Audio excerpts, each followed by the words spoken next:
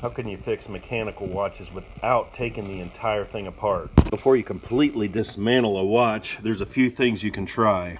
Every one of these watches was a non-runner, and you can see them just ticking away in there. If you pull a watch completely apart, there's some very delicate parts that could be damaged easily. These two movements yesterday were completely not working. I'll show you what you can do first before taking them apart.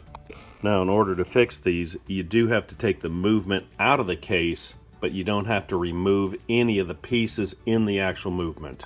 Typically, if you take the movement out of the case and put it into something like lighter fluid or paint thinner, it'll just clean everything out. Look at the bottom of the tray, you can see all this dirt that's been dislodged from the movement. The watch has a second hand. You're going to have to lay it in with the second hand up, because if the second hand is on the bottom, it'll hit the bottom and stop the clock. On all these watches, you can see that I left the face on and the hands in place.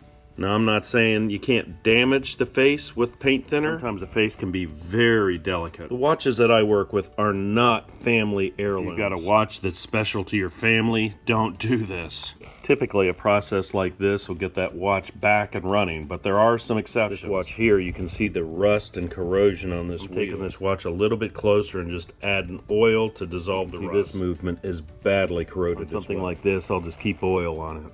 The most delicate part of a watch is this balance wheel. You want to be really careful with it. See if it'll run. You can push the outside of the wheel and see if you can get any movement at all. On the inside of this wheel, there's a very delicate hairspring. In fact, on this one, you can see that the hairspring has actually been pulled out. Once the hairspring is damaged like this one, it's very hard to fix. Connected to the balance wheel, you can see the hairspring. This one's not damaged, but it is tangled. I'll show you the easy things that you can do rather than taking it apart and risk not being able to get it back together.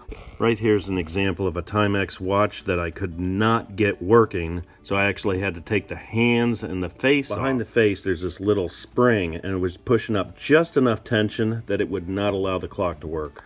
By removing the face, I was able to release that tension and get everything to move again. Once I dropped it into the paint thinner, I went ahead and put the hands back on. Here's an example of one that's got the face on it, and when I put it into the paint thinner, it does not move. It's been soaking in the paint thinner overnight, and it still will not move. I put it in the paint thinner, give it a shake, and it just won't move. Removing the face is a little tricky, but I'll show you how I do it. Typically, you'll find a screw that's pretty close to the crown, which is right here. Screw very slowly.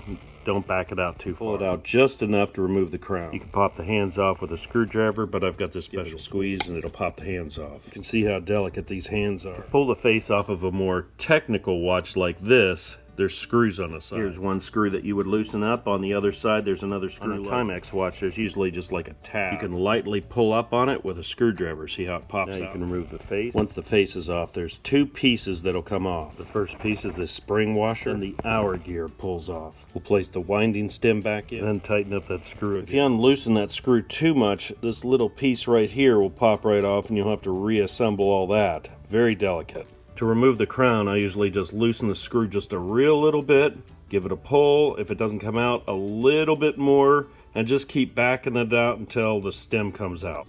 Now the moment of truth with everything pulled off. We'll see if it works. It didn't start up right away. Let's go ahead and shake it around a little bit. Now this technique doesn't work every time, but it works a lot. I'll double check to make sure it's all wound, and this one is completely wound all the way to the top. Because it goes all the way to the top and stops, I know the mainspring's okay. The last 10 watches I did this to worked, but you're always going to have that one that won't.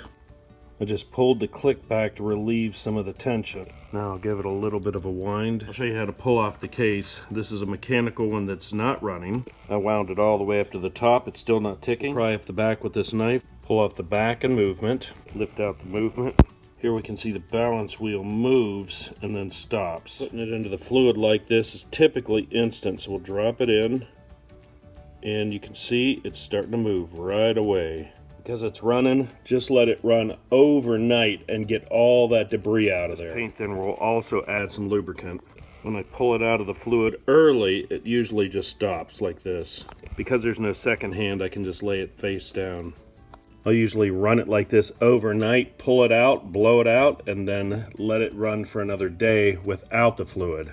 Here's one that's been running overnight, and you can see when I pull it out, it's still ticking. Place it down on some tissue paper and blow the fluid out. Once it runs a day outside of the fluid, then I'll put it back in the case. On the Timex, I don't find it necessary, but some Mobius 8000 oil you can put on the pivot. Right here is a pivot, another pivot right here. On a 17 joule movement, you can also place oil on the pivots.